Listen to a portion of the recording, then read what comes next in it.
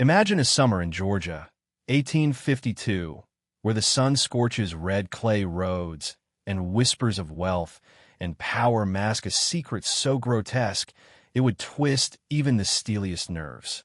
Three young women disappear from society, not to school, not to visit relatives, but into complete isolation. Their father, Edmund Rutledge, one of the wealthiest men in Hancock County, tells neighbors it is a sickness, delicate, private, requiring bed rest and solitude. For 11 months, no soul lays eyes on them. And yet, beyond those locked doors, something unimaginable is being orchestrated, a deliberate, calculated manipulation of blood, of flesh, of legacy itself. Edmund's obsession is not mere survival, not comfort, not even greed. It is something far more primal, far more precise. The desire to control the course of life itself, to engineer his own dynasty, to manipulate inheritance and bloodlines with the cold logic of a scientist and the ruthlessness of a sovereign. He has seen the future of his family, and in his vision, it is fragmented, lost, absorbed by other families through marriage, diluted in ways he cannot abide. The Rutledge name must endure, and to ensure it, he will violate the most sacred, most intimate bonds, turning his daughters into instruments of an experiment that defies morality, law, and human decency. In a hotel ballroom in Atlanta, just months earlier, Edmund attended a convention masked as an agricultural forum. Around him, men in black suits discussed cotton yields, crop rotation, market forecasts, but what captured Edmund's attention was not cotton. It was heredity, bloodlines, the science of breeding. A lecturer spoke of livestock, of creating stronger, smarter animals through deliberate selection, and then he uttered words that chilled Edmund with their forbidden possibility. The principles that govern livestock apply equally to all of God's creatures. Strength breeds strength. Intelligence breeds intelligence. And if this could be applied to humans, if a man. By the time Edmund returned home, the plantation itself seemed to bend beneath his vision, fields stretching like chessboards across 2,000 acres, each worker a piece in his silent game. Samuel's height, his quiet intelligence, the way he instinctively understood irrigation, rotation, and weather, all marked him as the perfect subject, both a tool and a victim. Edmund began to calculate, to strategize, not merely for profit, but for permanence, a workforce genetically enhanced, legally tethered, unbreakable. Every detail mattered. Every risk was weighed. Every potential objection anticipated. But to achieve this, he first had to corral the daughters, to frame obedience as duty, to disguise horror as necessity. Catherine, Margaret, Elizabeth, educated, aware, capable young women, were still his property in the eyes of the law. Their knowledge, their understanding, only sharpened the cruelty of what was about to unfold. He gathered them in the stifling parlor one humid June evening, the sun outside burning the verandas, the oppressive heat suffocating even through open windows. His posture, hands clasped behind his back, exuded authority they could not challenge. His voice carried the quiet force of inevitability. "I have made decisions regarding the future of this family," he said, "decisions that will ensure the Rutledge name endures for generations." And then he laid it bare. His plan was nothing less than a systematic manipulation of life itself. Each daughter would bear children with Samuel, the plantation's strongest and most intelligent slave.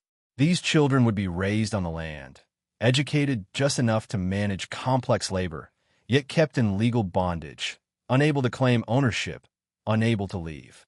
The girls would be provided care, Dr. Strickland would monitor their health, and outwardly, life would continue as normal. But the reality was a chain, invisible yet absolute, forged through coercion, law, and fear.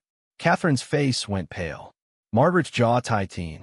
Samuel had lived his life under the rigid confines of the plantation, a man of immense strength and intelligence, yet trapped by the law, by custom, and by a system designed to suppress him.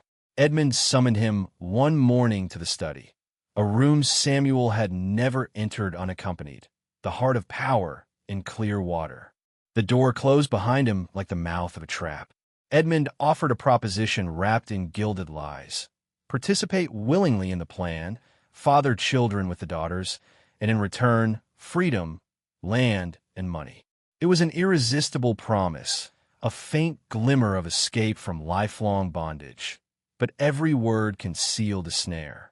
Edmund spoke with calm precision, emphasizing Samuel's exceptional traits, framing compliance as a reward for his strength and intellect. He told them of the daughter's willing participation, carefully omitting fear, coercion, and despair. Samuel's mind raced. Freedom? A life beyond these fields? The offer was tangible, yet the instinctive doubt gnawed at him. Could a man who commanded power so completely truly honor such promises? Could justice exist here, where law, wealth, and deception intertwined? But the alternative, refusal, was unthinkable. Edmund's threat was direct. Refusal meant sale to the rice plantations on the malarial coast, a death sentence wrapped in labor and fever. There was no middle ground. Samuel signed the documents, committing himself to a contract that had no legal standing for him. Unbeknownst to him, Edmund had already prepared a second set of papers. False evidence framing Samuel as a criminal should he ever attempt to escape or challenge the arrangement. A fugitive, an aggressor, a monster painted by the law itself. Judge Ketchum, long co-opted by Edmund's influence, had already signed the documents, their effect dormant but deadly, waiting for any sign of defiance. With the legal and psychological groundwork in place, Edmund turned to his medical accomplice, Dr. Leonard Strickland. The doctor was C. By midsummer, Clearwater was no longer merely a plantation. It had transformed into a controlled environment, a fortress of secrecy, where every action, every gaze, every word was monitored and manipulated. Edmund orchestrated the isolation of his daughters with ruthless precision. Windows were locked from the outside. Curtains were drawn. Meals delivered by Penny, a devoted enslaved nursemaid, who would become both caretaker and enforcer, ensuring the daughters never left their rooms unsupervised. The world outside existed only as rumor, as filtered glimpses, as stories told through the carefully maintained veneer of illness. Samuel's own world shifted. His cottage, once a place of relative solitude, became both sanctuary and prison. He was given better food, clothing, and treatment. Yet the change marked him as separate, an object of whispered speculation. Other enslaved workers avoided him instinctively, sensing a shift in power, sensing a hidden, unnatural purpose. Samuel had been elevated, but at the cost of autonomy. Every promise made to him, the land, the money, the freedom, was a lever to secure compliance, while Edmund retained the ultimate control, legal and psychological, over every outcome. Edmund's obsession extended beyond mere supervision. He planned the births, calculated gestation periods, organized schedules with the precision of an industrialist. Each daughter's assigned time with Samuel was mapped out as if organizing crop rotations, clinical, detached, methodical. Dr. Strickland's role was pivotal. Weekly examinations, health reports, careful records, all served to document compliance, to shield Edmund legally, and to maintain the illusion of propriety. The doctor's gaze was clinical, impersonal, yet beneath it simmered attention, an awareness of participating in a scheme that defied ethics, morality, and humanity itself. Even outside, the machinery of deception continued. Neighbors, merchants, and officials were fed a narrative of delicate eye. By late July, the first signs of Edmund's experiment took tangible form. Catherine, the eldest, was pregnant. The confirmation came with the clinical detachment of Dr. Strickland's report, a document that read like a business ledger devoid of human sentiment. The room in which Catherine had received the news remained stifling, heavy with the scent of summer heat and antiseptic. Her face betrayed none of the triumph or joy that might accompany a normal pregnancy. Instead, there was only a hollow resignation, a slow, dawning awareness that her body had become another instrument in her father's design. Margaret and Elizabeth followed, each assigned their precise dates. Each encounter with Samuel a calculated intersection of biology and power. The psychological toll on the daughters was immense, yet was largely invisible to the world outside.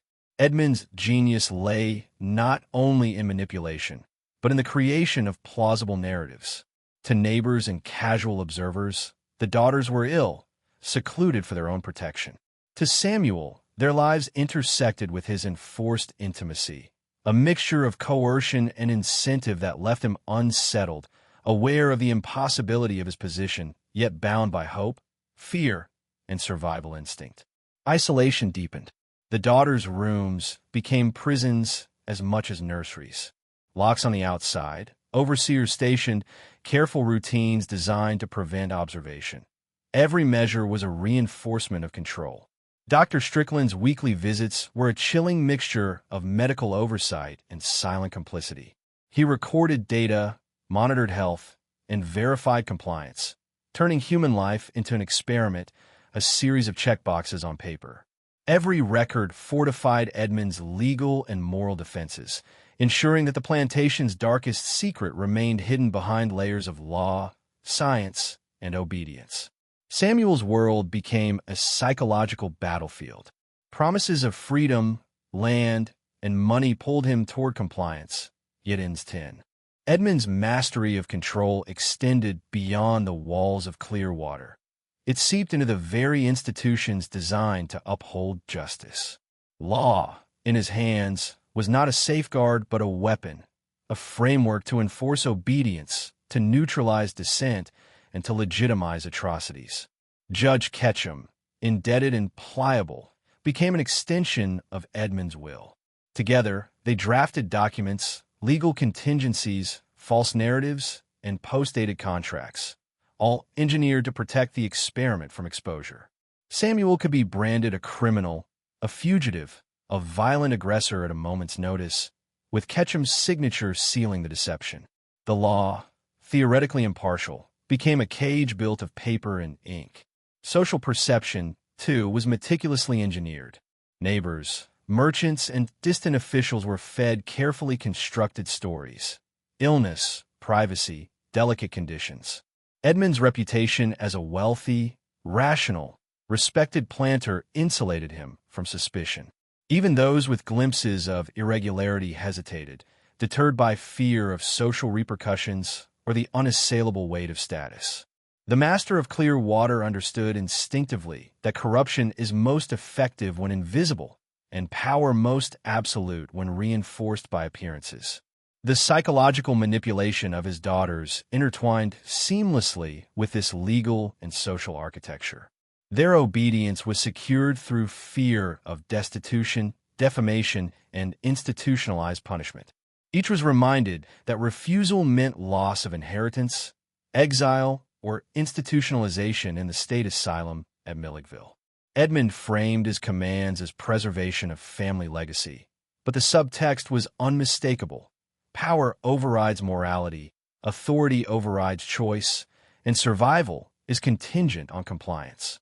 Even the instruments of medicine were enlisted. Dr. Strickland's records, ostensibly scientific, became tools of deception. Every examination, every observation, every note reinforced Edmund's PLA. By August, the isolation of Clearwater had become absolute. The daughters' lives were reduced to cycles of observation, sustenance, and monitored interaction. Catherine, Margaret, and Elizabeth were trapped in rooms that had once been spaces of education and leisure, now transformed into sites of enforced compliance. Locks on windows, the constant presence of Penny, and the occasional intrusion of Dr. Strickland created an environment where freedom was an abstract concept, a memory fading with each passing day.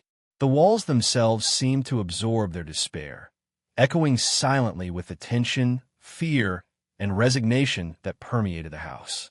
Samuel, meanwhile, lived in a strange liminal state. His body was free from the immediate oppression of field labor, yet every action was calculated, every movement a negotiation with survival. The promise of land, money, and freedom dangled before him like a spectral reward. Yet the mechanics of Edmund's plan were invisible, a trap disguised as opportunity. Each encounter with the daughters carried the weight of coercion, expectation, and unnatural obligation. The psychological strain was immense. Samuel's mind became a battlefield between hope and suspicion, compliance and rebellion, loyalty and instinctual resistance. Edmund monitored the unfolding reality with cold precision. He recorded dates, tracked changes, and documented every nuance of behavior.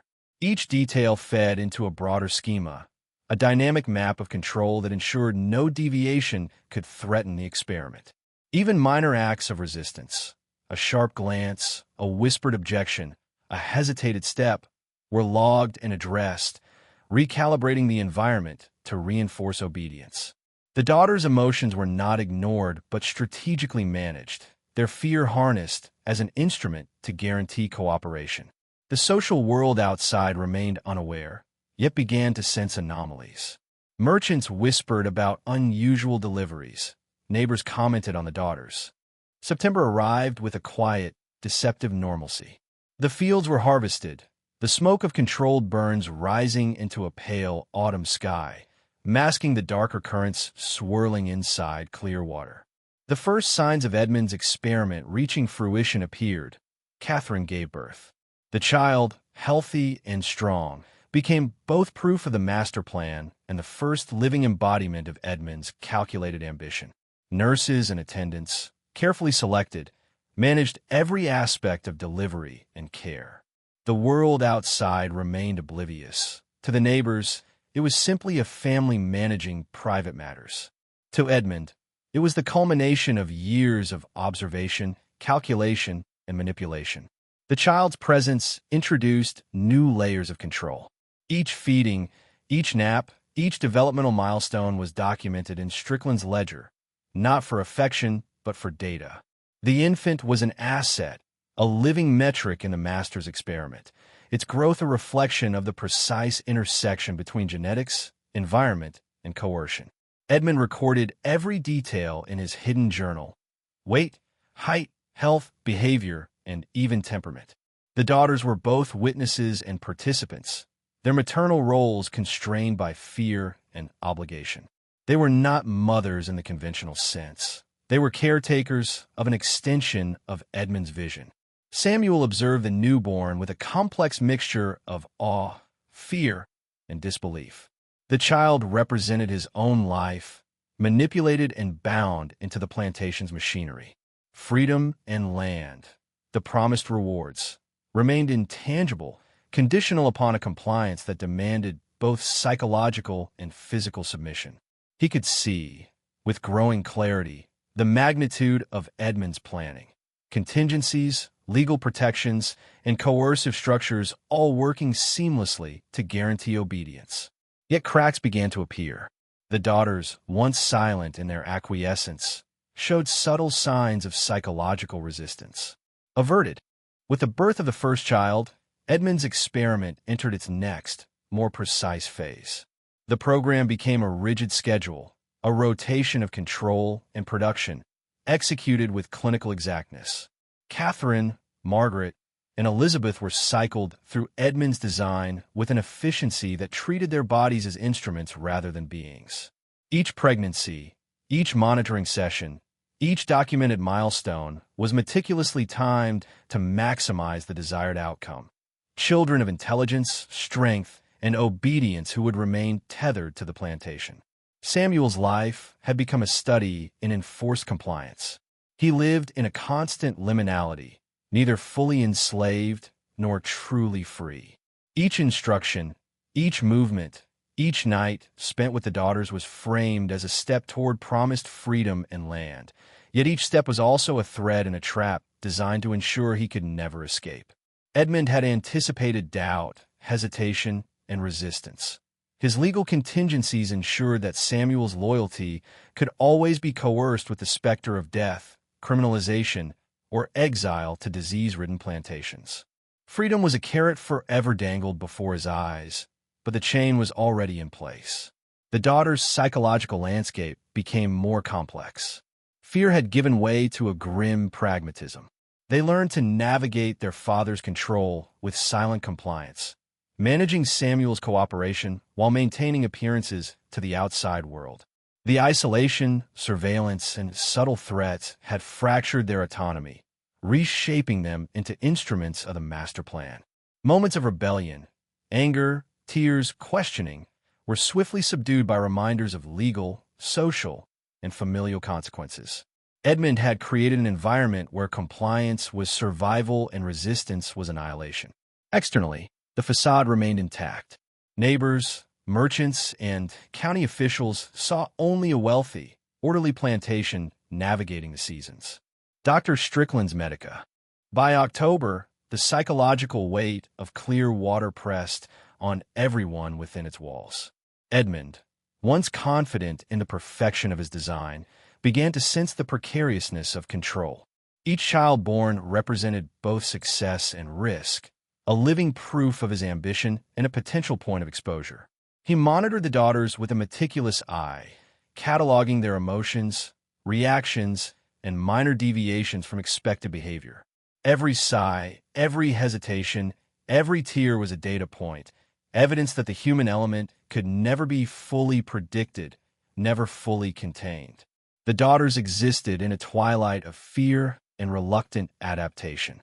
Catherine, once intellectually curious, now measured every word she spoke, every expression she allowed herself.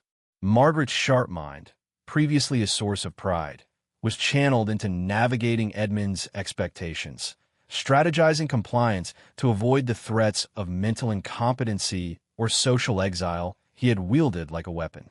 Elizabeth, youngest and most sensitive, moved between despair and resignation, her world reduced to the constraints of a room, a nursemaid, and the omnipresent presence of her father's will. Samuel's position had become even more complicated. He could not fully trust the promises made to him, yet defiance carried consequences beyond his comprehension. Every encounter with the daughters was a negotiation of survival, a delicate dance where consent was irrelevant, and every action was weighed against potential outcomes. The promise of freedom, land, and money was a constant shadow, a lure that could not erase the chains already placed around his life. Meanwhile, Sheriff Brennan's investigation intensified. He began piecing together a pattern of secrecy, privilege, and exploitation. Reports from neighbors, unusual movements of Dr. Strickland, and legal anomalies connected to Judge Ketchum hinted at something more sinister than ordinary plantation management.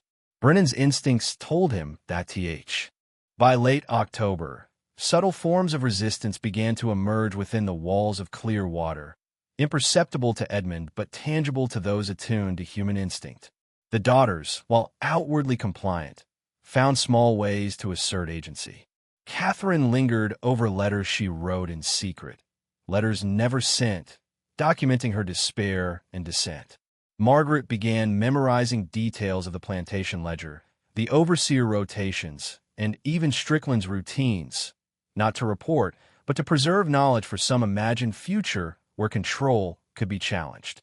Elizabeth, quieter than the others, whispered prayers into the darkness, a silent rebellion that nurtured her inner self amidst the enforced submission.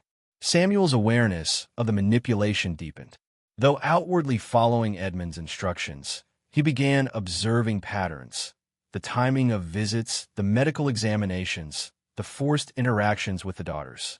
He recognized the legal traps, the promises engineered to control him, and the delicate social pressures keeping everyone compliant. In his silence, a plan began to take shape. Not an immediate escape, but a careful, patient strategy to survive while preserving his autonomy in any small measure. The human spirit, even caged, searches for cracks. Edmund, consumed with oversight, remained blind to these quiet acts.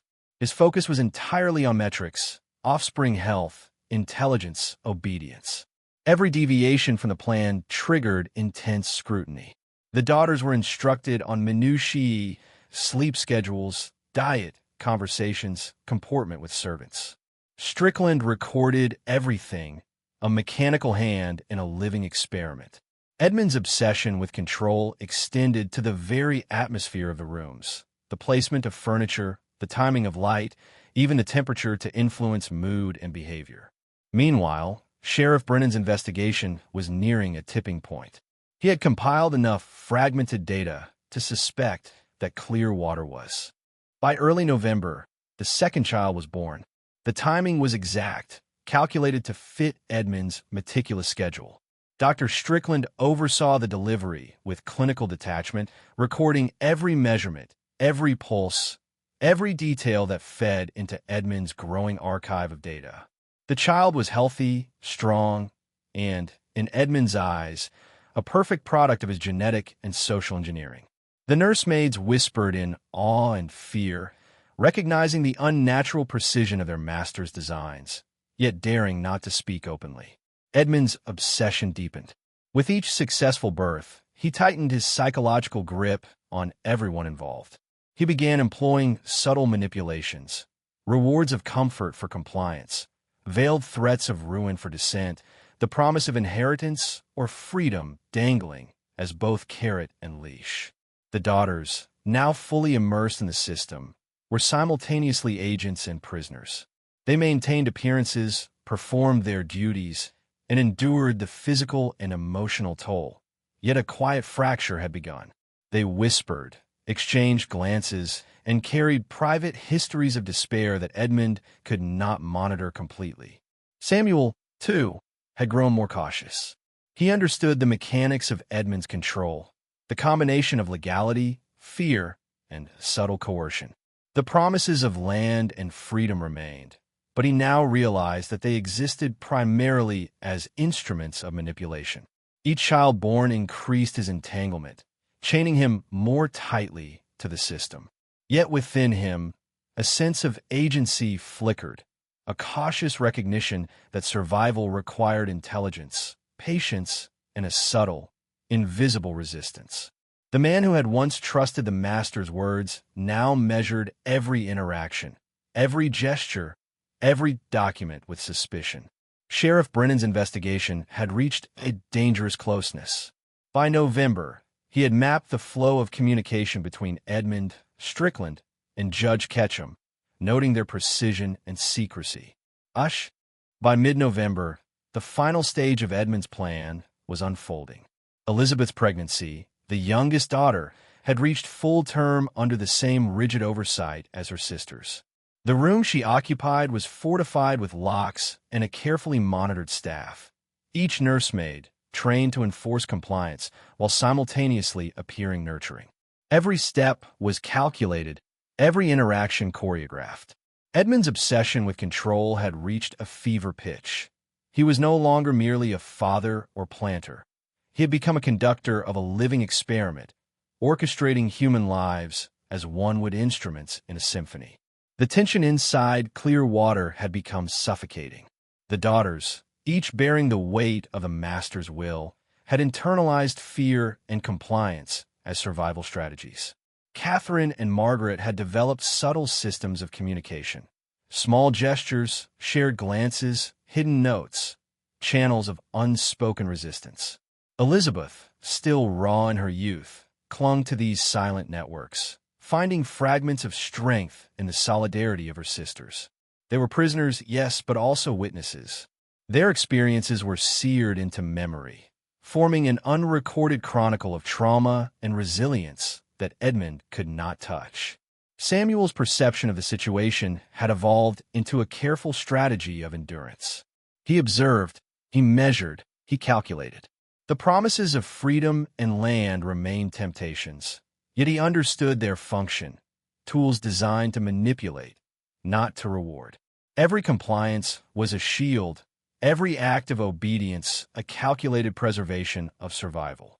The cage around him had become more sophisticated, legal, psychological, and biological, and he navigated it with cautious intelligence, aware that the wrong misstep could destroy him entirely.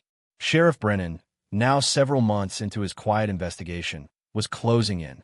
The unusual seclusion of the daughters, the nervousness of Dr. Strickland, and the discreet legal arrangements By late November, The invisible tension around clear water thickened, like storm clouds gathering before a tempest.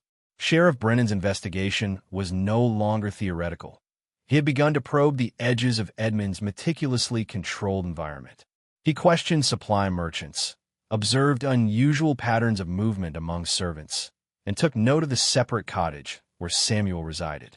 Each piece of information, each subtle anomaly, confirmed a growing suspicion.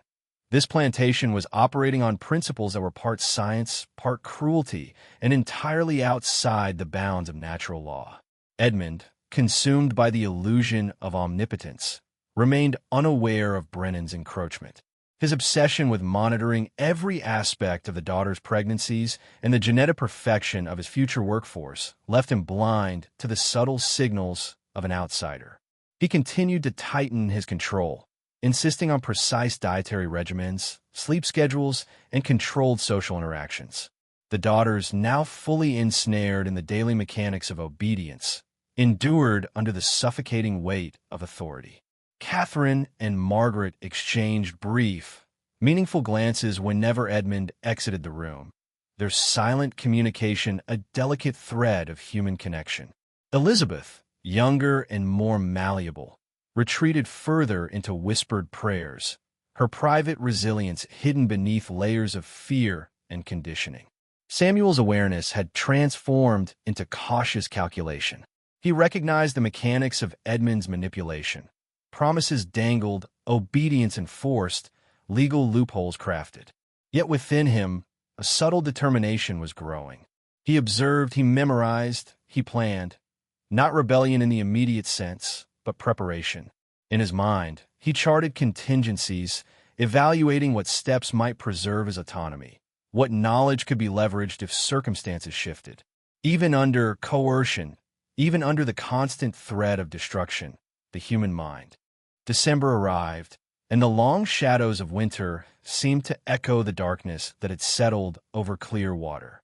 Sheriff Brennan, armed with months of observation and careful records, decided it was time to test the system.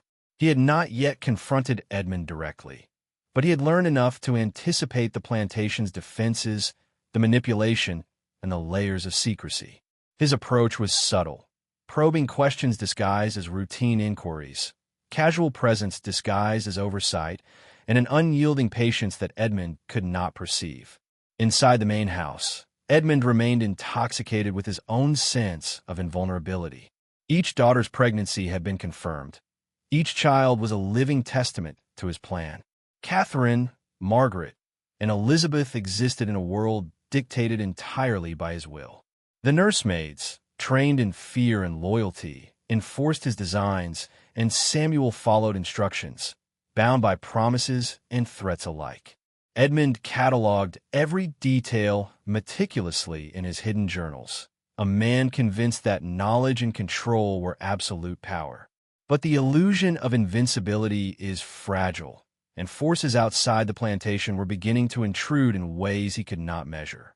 Brennan's first subtle maneuver involved questioning the supply lines, the medical reports filed by Dr. Strickland, and the legal records overseen by Judge Ketchum. Each interaction revealed a tension, a hesitation, a slip of unnatural compliance that suggested something unspeakable behind the walls of Clearwater.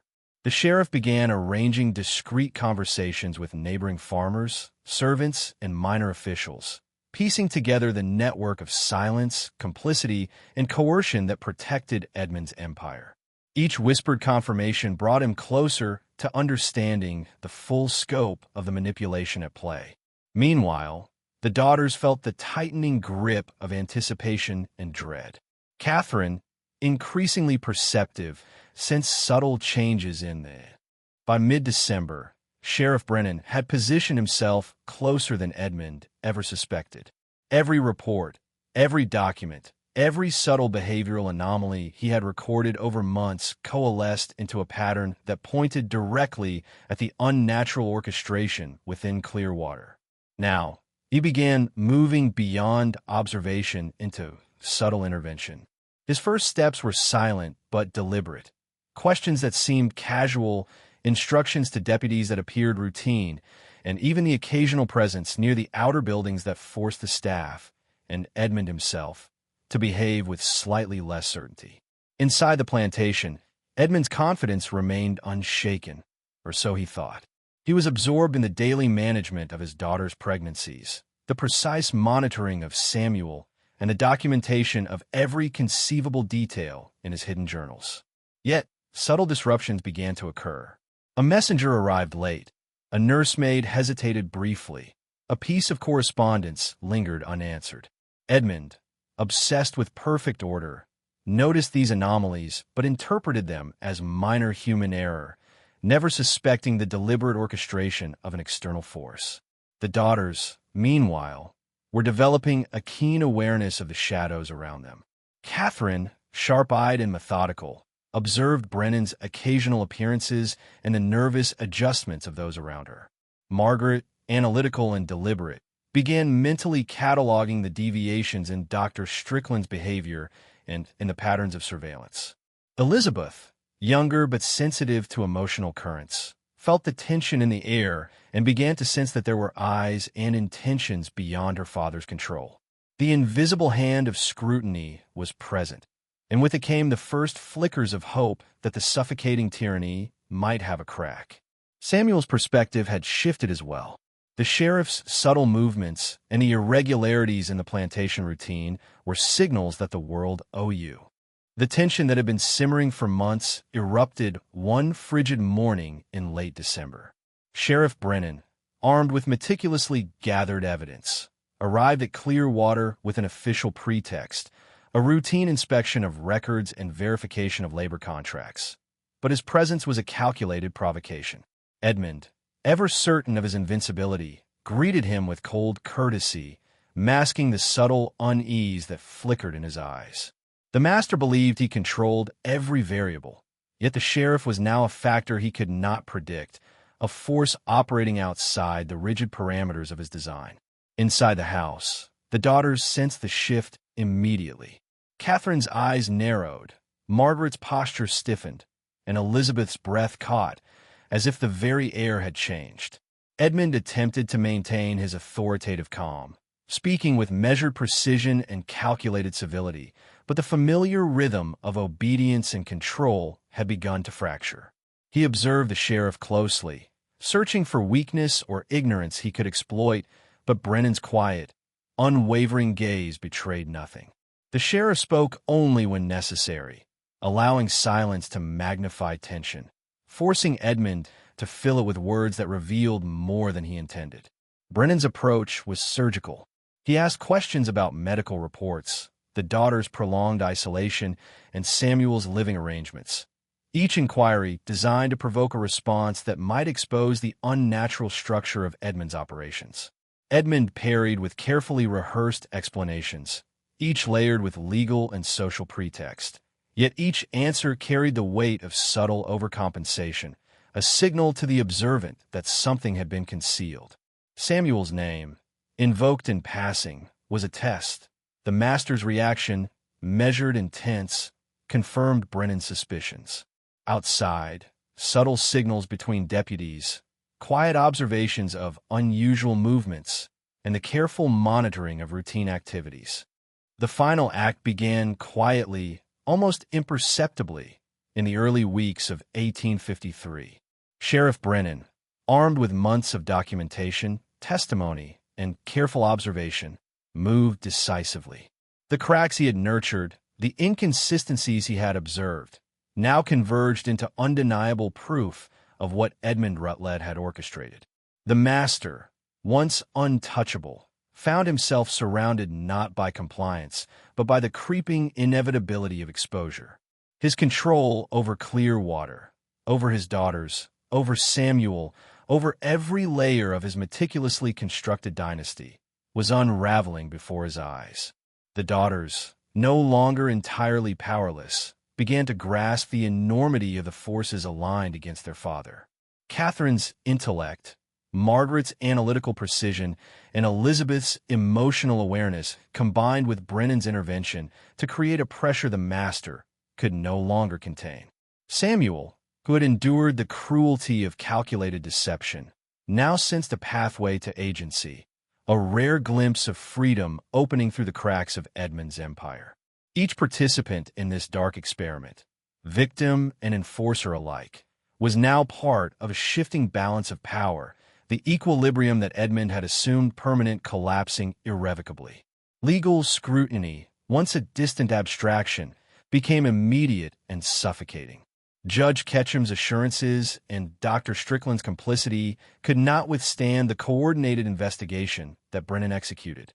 The documentation of coercion, of forced participation, of the systematic manipulation of life itself was undeniable. Edmund, facing the weight of reality, first sought to negotiate, then to deny, and finally to manipulate, but the machinery he had built to protect himself proved fragile against scrutiny. The network of silence he had relied upon, servants, medical professionals, legal authorities, was fracturing. Allies faltered under the pressure of exposure. As the truth surfaced, the horrifying dimensions of Edmund's Design B